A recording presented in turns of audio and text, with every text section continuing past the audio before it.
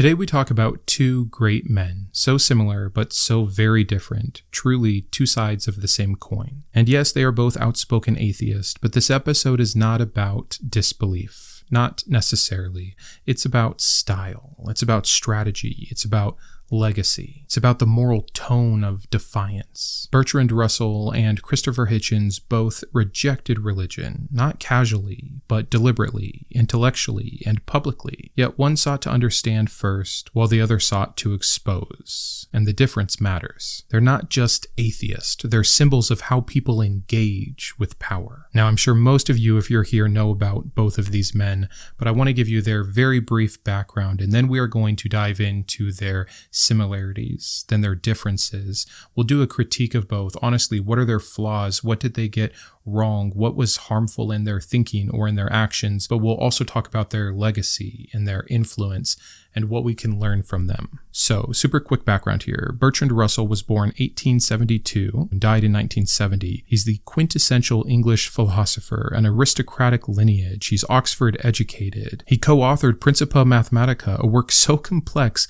it tried to prove 1 + 1 = 2 from first principles. He wrote with elegance and restraint. Even his most damning critiques of religion were delivered in such a way that they truly don't feel combative. It feels like an invitation to think. And yet this gentleman was arrested multiple times for his pacifism, his anti-nuclear activism, and again, never because he shouted, but he did indeed refuse to shut up, refuse to cower and not speak his opinions. And then you have Hitchens. Hitchens is born in 1949 and died in 2011. He was raised in post-war austerity. He got into leftist politics and then into the world of journalism. We all know that he was razor sharp and biting, this amazing wit, and not afraid of confrontation at all. He would debate Christian opponents while smoking and drinking. He could quote Marx, Orwell, and the Bible all in the same breath if needed. Russell never got to know about Hitchens. When Russell died, Hitchens, I think, would have been 21 at Oxford at the time. But Hitchens did know of Russell. In fact, he has this wonderful quote in Letters to a Young Contrarian. Hitchens says in his Pantheon of Intellectual Heroes,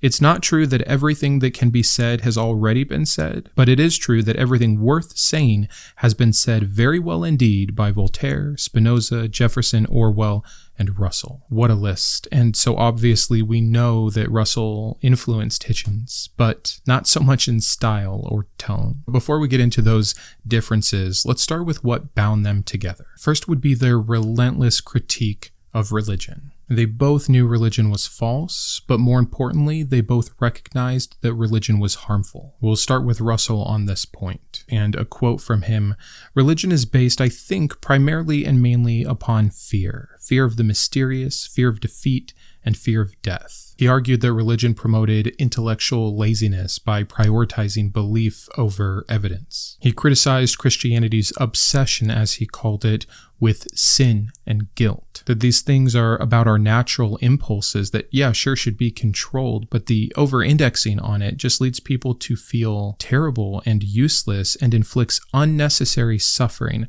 which I think is one of the best terms to describe the problems with religion in general. Hitchens, of course, took Russell's criticisms and turned up the heat. A quote from God Is Not Great: "Violent, irrational, intolerant, allied to racism and tribalism and bigotry, invested in ignorance and hostile to free inquiry, contemptuous of women and coercive toward children, religion poisons everything." Russell says it's built off fear and is harmful, and Hitchens sees that it's a true corrupter. Whatever good it may or may not provide, whatever benefits there can be, it's a poison apple. It's going to spread to the whole bushel. Hitchens calls the Old Testament a blueprint to ethnic cleansing. He openly mocked the idea of vicarious redemption. I'm going to give you guys lots of quotes because both men are just genius. He says, "We are offered the ghastly doctrine of the scapegoat. I can pay your debt even if you didn't ask me to. What kind of morality is that?" I mean, this is the man that calls Mother Teresa a fanatic, a fundamentalist, and a fraud. So yes, both men saw religion as morally corrosive and socially regressive. And man, both were wonderful debaters. Very different styles, but excellent communicators, excellent on the spot, both incredible wit. And they each had their own way of just getting that idea across perfectly. But what I love most about people who are genuinely seeking truth and wanting to promote it is not just the skepticism side. It's not just the critiquing side, the tearing down. That's important. And by the way, not everyone can or should do both, but each of these men was also able to go further. They were able to be activists. They were able to be positive voices about what could or should replace religion, or how we can be acting in the meantime, even amidst religion. They were champions of humanism and of rational inquiry. Russell advocated for a secular moral system rooted in empathy and logic and rationality. He spent years quite literally working toward the grand goal of world peace. That may sound silly, but his fight for nuclear disarmament is exactly that. Encouraging global cooperation. This is no small task. And again, he went to jail for this. My second favorite essay from him is A Free Man's Worship, and he says this: "Man is a product of causes which had no provision of the end they were achieving, and his hopes and fears, his loves and his beliefs are but the outcome of accidental collocations of atoms." Now, many people would look at something like that and say, see, it doesn't mean anything. No, he saw you got to create your own meaning. He saw we could pull morality from empathy. Yes, there's a bleak naturalism that is just a fact. It doesn't matter how much you want to wish it away. But he called for a life of the reverence of the possibility of good. Hitchens might have said it a little differently, that morality can't come from superstition, but it's the same thing. No God required. He's famous for his question, or more so his challenge to name for me an ethical action or an ethical statement or moral action, moral statement made or undertaken by a believer that I couldn't undertake or say, I couldn't state or do. He valued the Enlightenment principles of skepticism, liberty, and inquiry. He fiercely defended science and literature, which is so cool, calling them the great moral teachers of humanity. And he called for solidarity, similar to what Russell was doing, trying to truly move toward global cooperation and world peace. Hitchens stood up for people that he had nothing to do with, nothing to gain from, whether it was Bosnians under ethnic cleansing or dissidents in Iran. I mean, truly remarkable for such a fiery and sometimes mean-spirited man. His human empathy was so brilliant and kind. And it's no wonder that they have overlap here, because they have the same heroes, a group that many people have added these men to, which I think is really neat. They both cited Voltaire and Mill and Hume. They would take those influences and go in different ways, but again, that similarity is undeniable. So again, not just destroyers of religion for the sake of tearing down, but constructors of moral systems in the secular humanist side of things. They stripped religion bare and offered something better in its place. And one other thing that I think really is important that both of these men share is their willingness to be hated. They were each outspoken and they knew the cost. It's not an easy thing to do, and they did it on such a huge stage. They were so countercultural for their time. Russell was jailed. He lost his job because he refused to recant as a teacher. He was even blacklisted during the Red Scare. Hitchens didn't care about maintaining his following. And you can disagree with him all you want, but he stuck to his opinions, to his principles. He critiqued everybody, both the left and the right. He was in support of the Iraq War and lost tons of friends and followers over that. He alienated his atheist base quite frequently, especially with his embrace of Enlightenment imperialism. I mean, this is the man that, again, criticized Mother Teresa when people would have thought that was impossible, that went after the Clintons, Henry Kissinger, and Princess Diana. Nothing was off limits to him. Definitely a contrarian in nature, thus his book, but also someone who just stood up for his beliefs, no matter who it offended or what it cost him. He has a wonderful quote on that, by the way, that I wrote down. "My own opinion is enough for me, and I claim the right to have it defended against any consensus, any majority, anywhere, any place, any time." Neither man would have bowed or did bow to some tribal allegiance, something that I actually really do not like is going on in atheism today. Not that we're some club or group, but people who do identify as agnostic or atheist can oftentimes have the same group mentality that they so often criticize in religion. But anyways, I know we went on long here. These are the comparisons. I wanted to really show that before we got into the differences. So here we go. They're fighting the same beast, but they're grabbing very different weapons. I like to think of Bertrand Russell sitting down calmly and quietly at his desk, preparing for surgery, a scalpel in hand, maybe a microscope next to him. He's inquisitive. He is breaking down a math problem, showing why it doesn't work. Where Hitchens, take your pick, a grenade, a flamethrower, a volcanic eruption, whatever you want to call it, Russell's over here looking for understanding, and Hitchens is over here demanding an awakening. And again, neither is right or wrong or better than the other.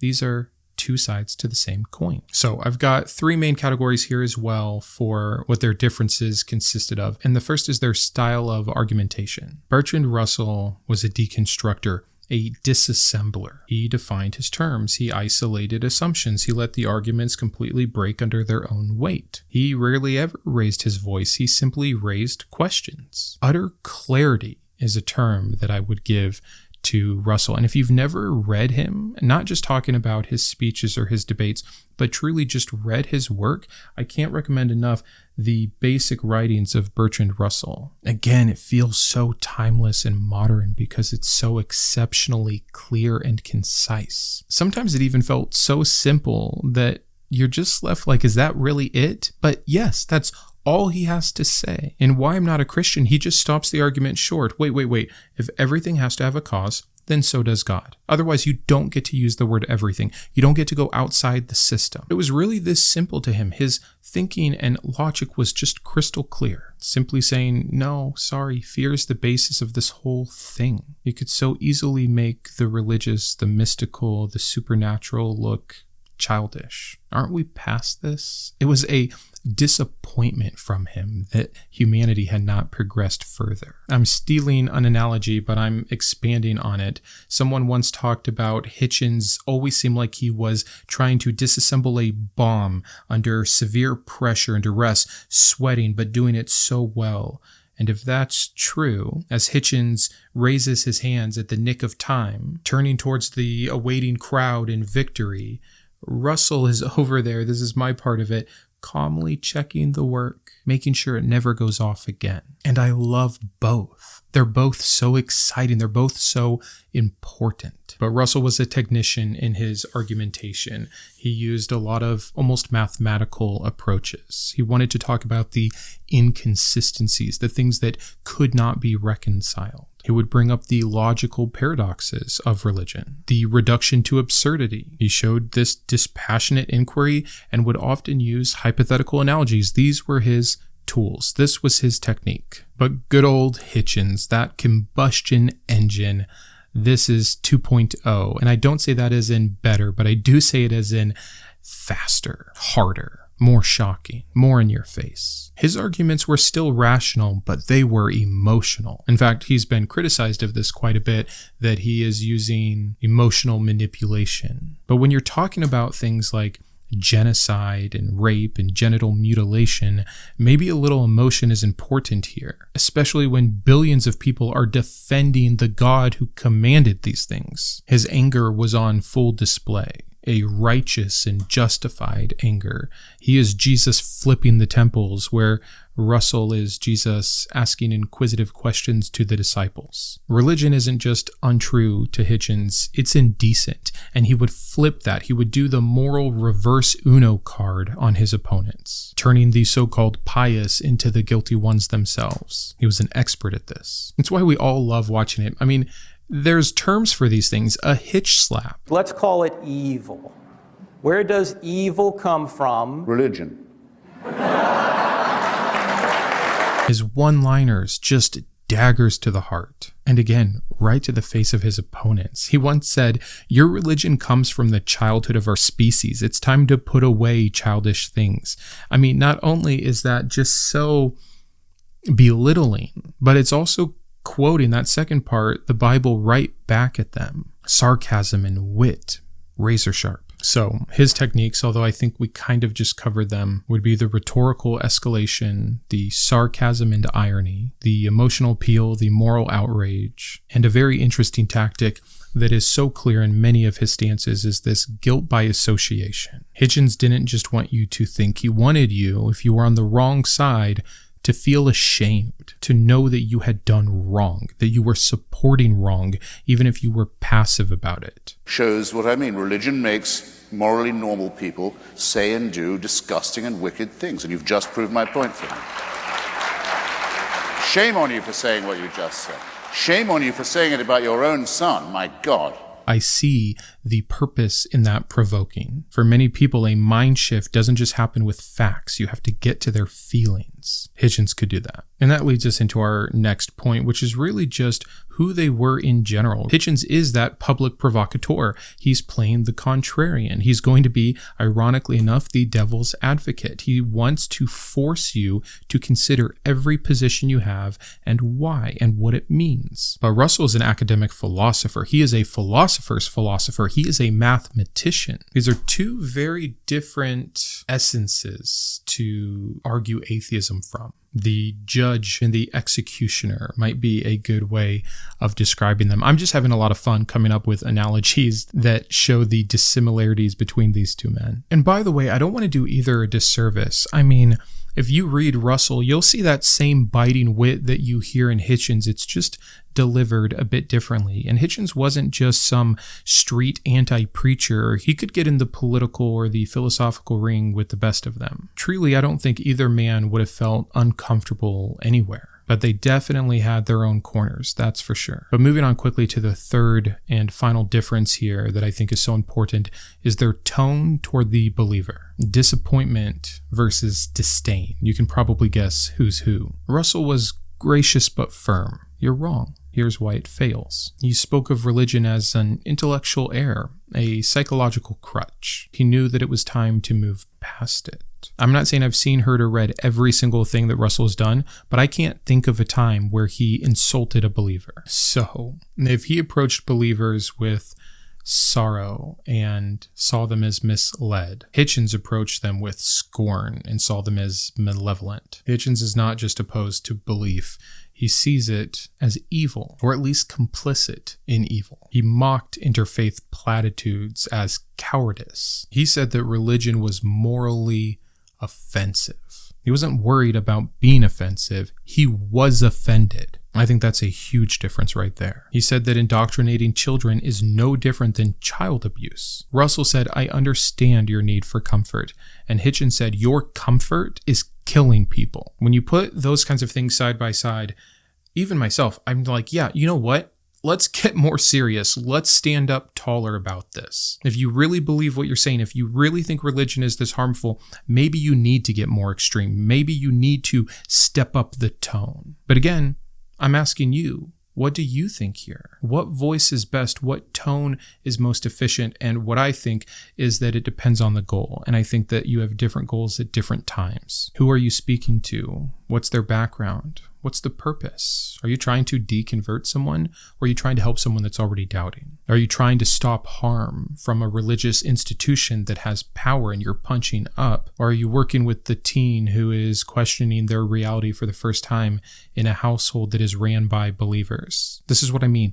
I don't think either is right or wrong. I think it's situational. And we have two men that happen to be on the extremes that can help us see all of the nuance in between. So that's my little compare and contrast between these two great men. I want to move in next to their flaws and their legacy. Many people have put them up there as secular saints, and I get that. And I don't think that their flaws should erase their legacy, but I think it would be unfair not to show the humanity in both of these men. So if I were going to critique, and I will be stealing what some others have said, if I'm trying to just be as hard as possible on both of these men, let's start with Russell. Sometimes Russell seemed to have this detachment from emotional reality. It's funny because I credited him with being the one who showed more empathy to the believer, but even that was just rooted in logic. Like, of course you thought this. It wasn't, oh, man, of course you thought this, right? There's a difference there. One might also say that he had an overconfidence in what reason could do, that he seemed to have, again, this is the idealist part, this expectation that reason could solve literally everything. And I think that there's a understanding that needs to be had that reason and logic and rationality and inquiry, that these are wonderful tools and they can and should lead the way in most things. But We as humans are not by nature these things, and there's a certain humanity that still exists outside of that.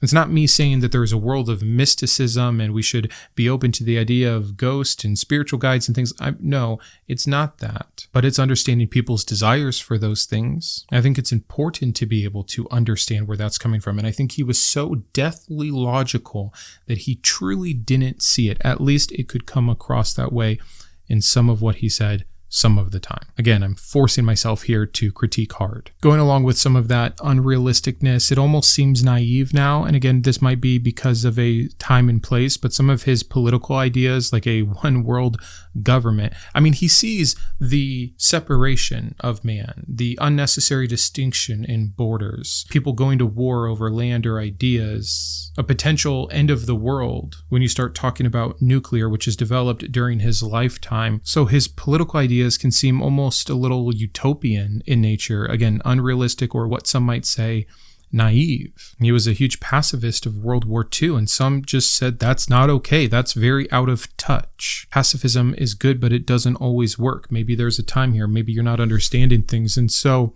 again, principled, stood up, wasn't afraid to offend, wasn't afraid to be hated. But if we had to call him out on some things, those would probably be them. With Hitchens, I mean, the first one is obvious. I just have to kind of say it because it's the first thing that will always get raised. It is the moral inconsistency, mainly drawn out by his support of the Iraq War. But man, did he stick to his principles on why he did. Another one is his cultural elitism. This is something that the New Atheist in general got hit with a lot. Words like Islamophobic or that the West is best. Again, just representing what's been said. One critique I definitely share, he did one of the things that makes me not like debates, where it was more about who could sound the best or be the funniest or have the best quip or one-liner or make the other person look stupid or foolish enough. And oftentimes it seemed like he didn't understand the arguments, at least biblically, even though he was engaged in biblical arguments. It was more just, okay, I'm losing here. I don't understand that point. So I'm just going to talk about, well, you love the Bible and the Bible has genocide. Like, yes, that's true. And it's a part of it. But if they're bringing up this particular theological viewpoint, you should be able to address it if you're in a debate about it and not just rely on your ability to drag them into the moral quicksand that he was so good at doing, and that was still valid but wasn't the entirety of the position. He was a bit dodgy. He was a bit inconsistent. I don't think he was a fair fighter. That would be my biggest critique with Hitchens. But again, whatever harms or inconsistencies one might see, you cannot deny their influence and their legacy. Russell's legacy is not just in atheism, it's in philosophy, it's in math. He is one of the founders of analytic philosophy. The speech or essay, Why I'm Not a Christian, is still one of the most important or touchstone events of intellectual atheist. I mean, this thing went viral before things went viral. He won the Nobel Prize in Literature in 1950. His name's shared in the manifesto, the Russell-Einstein Manifesto, which was a turning point in the anti-nuclear argument. He inspired so many other thinkers that so many of us in the community look up to, like Carl Sagan. In 1970, the Times wrote this about him. He was not only the greatest philosopher of his time, but a man whose moral passion and intellectual rigor made him a world figure. And then you have Hitchens, who just re-energizes all of that. Truly, that's again why the 2.0 fits so well. That's why they called it New Atheism. It brought a public image to atheism, a facelift, a normalization. You can say whatever you want. They all went too far. They all went too hard. It was all about taking down. And some of that critique is true, but some of it I think was necessary to overextend on the other side so you could bring it back to balance. I think I get to be a bit more nuanced because of what Hitchens and the like did in their time. He was fearless. He was articulate. He made disbelief sexy. I mean, truly, it's what a thing. And also how very strange. Of course, you have the New Atheist movement, which I've brought up a few times, the Four Horsemen, him with Harris and Dawkins and Dennett. And he too was well-rounded, like Russell, but with different avenues. He wrote passionately on literature, philosophy, politics, morality, and mortality. His book on mortality, when he's facing his own death, is brilliant. It's so important. It's such an antidote for that whole no atheist in a foxhole.